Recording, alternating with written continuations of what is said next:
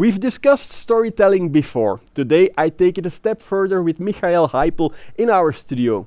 He shares his insights on how to master event content and how to create value with it. Hi Michael, welcome to our studio. Hi Kevin, how are you doing? I'm fine, thank you.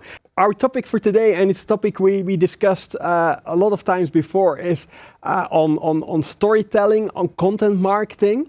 But why is that so important for event planners? Well, it's a general trend in marketing, I would say. I mean, some people say that all marketing these days needs to be content driven. Needs to be data driven on the one hand side, to really check to what extent do you reach your audiences. You can measure that in real time today. Mm-hmm. But that doesn't give you anything unless the content is not captivating, unless the content is not what the audience wants and what they like and what they can actually value. So that's why I think content marketing has become very, very important for event planners as well, for event marketeers as well. And the good thing is we have so many fascinating stories to tell. So we will never run out of good stories.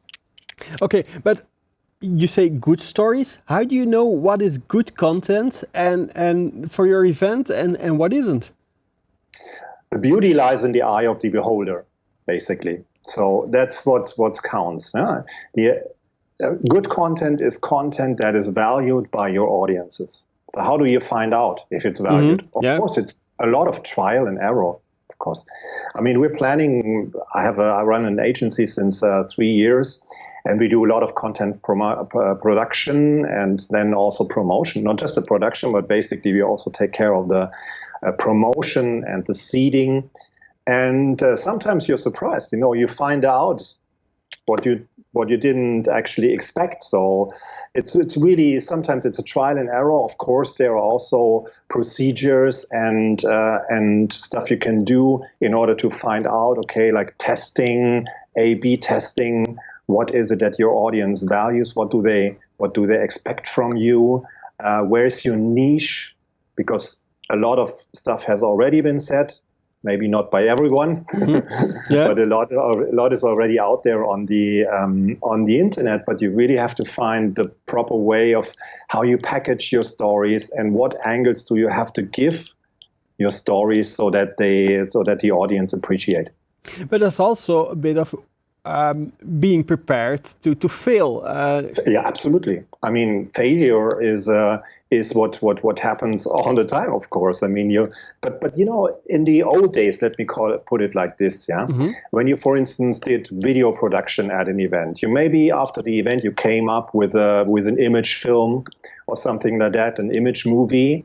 And you try to do it as good as possible, and that's the movie that you use to promote your event for the next year. Yeah? But those days, I think they're over. I mean, it's a good idea to have a nice video from your event, but I think nowadays what you need is a lot faster. It's a lot more frequent. And as you probably use a lot of content, video content especially, I think, to promote your events, you will find out what works and what doesn't. Sometimes you have something in a week and you said, okay, this is really cool, but you think it's cool and your audience doesn't. And then the next week you have something where, where the views and everything is skyrocketing. But so then, it's also a little bit of trial and error. But then if you're talking about video content to promote your event, that can then be, for example, one of the speakers who give a short intro on his keynote, or what kind of content are you talking about then? Well, it's a lot of formats basically that are possible. What we do, especially in the run-up to an event, is we do interviews like we do now. Mm-hmm. Yeah? We use Facebook Live, for instance. Yeah. Very often I use the platform Be Live TV. In order to, do moderated interviews with one speaker, with probably more speakers. But we're also doing what I call content snacks. And content snacks are very, very short formats, video formats. They're probably 25, 30 seconds. And they give an idea of a session. Or maybe sometimes I do interviews with a speaker via telephone. So I record it and I put, I add some visuals. And I just take the core messages of what was said in the interview, and I use it actually along with some visuals and make some, exciting content out of that. And the secret is be fast, be frequent, and allow yourself some failures from time to time, because you just have to find out what's working and what doesn't. Yeah. And how do you measure the effects? Well, there's basically several levels how you can measure the success of that. And of course, reach is an important thing. So you have to know, okay, was it out there? Did I get the right audience? And if you're using platforms like Facebook or others, you know exactly who has actually seen it. You can, nowadays it's not just enough to post something, but you also have to have a solid advertising strategy behind that. So whenever you post content, be prepared to also, push it a little bit with advertising money. And when you do that, you can basically measure how many times did people click on the link to your website, how many times did they click on the registration page. You can also, using technologies like the Facebook Pixel, you can really track what did the people do after they watched your content, after they saw your image, after they saw your visual or your video, what did they do? Did they do what you expected them to do, like sign up, or maybe sign up for a newsletter or sign up for something else? So you can basically track that. And I think it's important to, think before you start a campaign, visual storytelling campaign, what is it exactly that you want to achieve? Is it just reach? That's nice, but reach alone doesn't give you anything. It doesn't give you any return for your money. Or is it really that you want people to do an action, to, register, to click on a link, to download something or whatever? So that's part of the strategy. Okay. Do you have any good examples of events who use this kind of strategy? Yeah, at the moment we're running a campaign for instance, the German Marketing Day, Deutscher Marketingtag, which is a 1,500 people conference, the leading conference for marketing in the German-speaking markets, I would say. And we do it exactly like this. Every week we post content, which is mostly some animated kind of an interview or the contents of a specific session, like an infographic. And we ask the speakers to do video selfies, which is a pretty nice thing as well. So because you can't drive everywhere and record that, it's not doable. It's too expensive.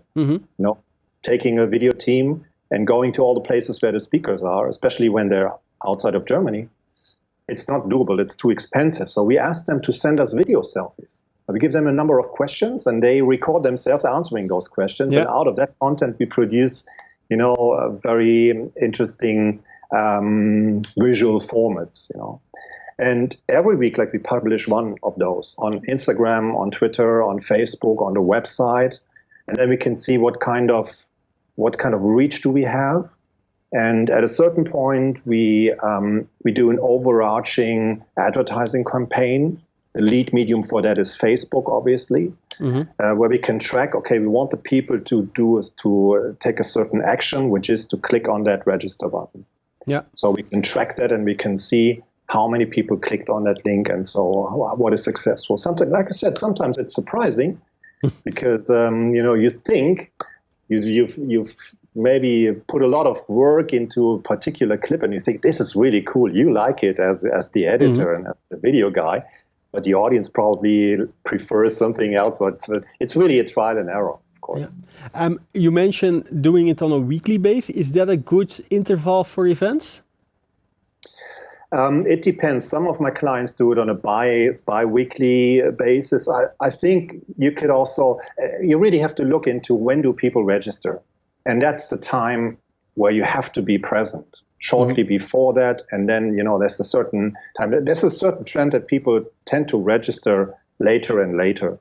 I have the feeling. I used to run events for almost 20 years, and my feeling is that this is the time to decide if they want to come or not to an event. This is very short, for a number of reasons. So in that, let me call it customer journey, there's several touch points you have with them, and you have to be present all the time. That's why I'm saying it's not enough just to have this one great image movie for your event and put it out there once, but you need a certain frequency to be present. Michael, I want to thank you very much for your time and for sharing these tips with our audience. Thank you very much for the opportunity. You're welcome. And you at home, thank you for watching our show. I hope to see you next week.